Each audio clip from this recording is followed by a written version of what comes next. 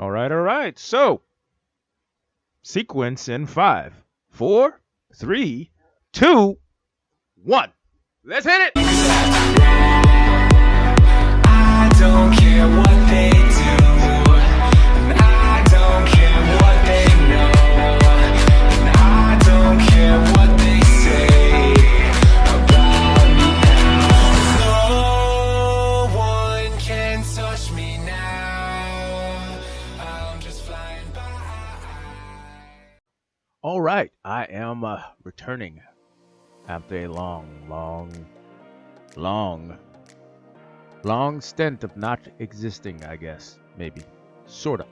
All right, so with the little hint that I dropped before on that short, everything happens in sequence. Yeah, I'm fully aware of how uninvolved and vague as all hell as that is. So, let's talk about sequential art, a comic done by Jolly Jack that's been around since 2005, and in that long-term time, it has changed drastically in the art. So, let's talk about it. All right, so sequential art was started by Philip M. Jackson, goes by the name Jolly Jack, and runs his website collectedcurios.com, where it lists a number of his works, the comics he's worked on, and a bit of a portfolio if you want to take a good look at his art. All right, so sequential art has been around since 2005. It currently has 1,212 strips and is currently updating, and it's a still ongoing story. It is a slice of life comedy about a graphic artist and his roommates that live in his house. Art, aka Arthur, Cat, and a penguin named Pip, and the eventual adding of a platypus named Leonard and a squirrel girl named Scarlet. Both themselves are two story arcs within the strip itself, and it's definitely worth a read in that it is a comedic slice of life / adventure steeped in geek culture references, memes, video games, you name it. If you've grown up, I'd say within the last 25 years, there's going to be a lot of geek culture and subcultures and stuff like that involved in the plot storylines. There's a story arc where they straight up make fun of the Lion Witch in the Wardrobe, but they add laser mech suit powered squirrel girls. Yeah, it goes there. All right, so there's a little bit of synopsis about it. Let us talk about the art, not art the character, but the art in general. When it began, it was rough. It was finding its rhythm, finding its style, and from there you can clearly see how well and how far it actually progresses. And this change, it's a very visible change. It happens very gradually, but you can start to see where the character designs start to change into their current final forms as you'll see them as the comic goes on. I would say that the real transition of the art style happens around early 200s comics is where it really starts to shape up and where they really change. From there, it just becomes a idea of the characters living their lives and their small little mini adventures that they go through as a whole.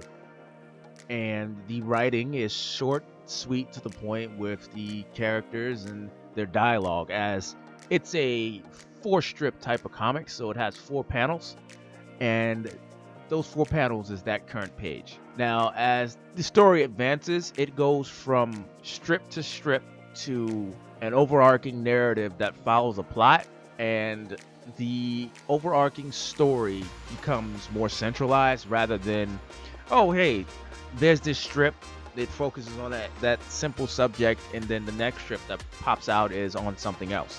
So it becomes more of a narrative driven story arc in some of the comics, and this becomes very prevalent later on the line as the story develops and more characters are added to it. So in essence, it goes from comic strip to sort of a manga format, and it bounces between the story styles, if that makes any sense. Which it probably does not make a lick of sense, but it's something that you understand when you read it. It makes more sense when you read it. Now, it's pretty much black and white. That works for it. It works for the type of story that it's telling. It works in the essence that, it takes advantage of basically negative space, because a lot of the times in these panels, it'll be the characters themselves and a blank background, or the characters and a piece of furniture. And when backgrounds do show up, they are very well done, honestly. It's hard to describe, in that what changes is the amount of details that's added to the individual characters at a certain point in time, and it makes more sense as the arcs change, and everything else is, how do I put it? It is more backwashed, while the main characters are the central focal point of everything that's happening. So from there, that changes the basic dynamic of how things operate in it.